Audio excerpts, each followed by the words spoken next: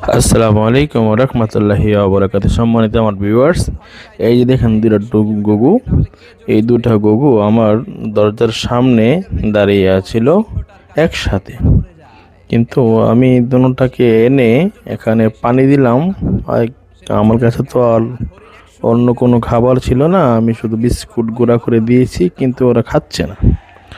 So আমার মনে হয় এরা আসলে বাচ্চা, যার কারণে হয়তো এরা এতটুকু আসলে উড়াল দিতে পারে না, বিষয়টা এরকম মনে হলো।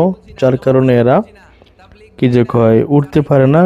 আর এরা কোন জায়গায় বসে ছিল সেটা আমি দেখাচ্ছি এখন। এই যে ভিউয়ার্স, এরা এখানে বসে আছিল। এখান থেকে আমি এদেরকে নিয়ে আসলাম রুমে। এ হচ্ছে ভিউয়ার্স আমার বেডরুম। এই বেডরুমের এলোমেলো আছে, কিন্তু এই বেডরুমের পাশেই আমার ল্যাপটপের টেবিলটা। এই টেবিলের মধ্যে এই দুটোটা বর্তমানে আছে। সো আসলে জানি না এটা কিভাবে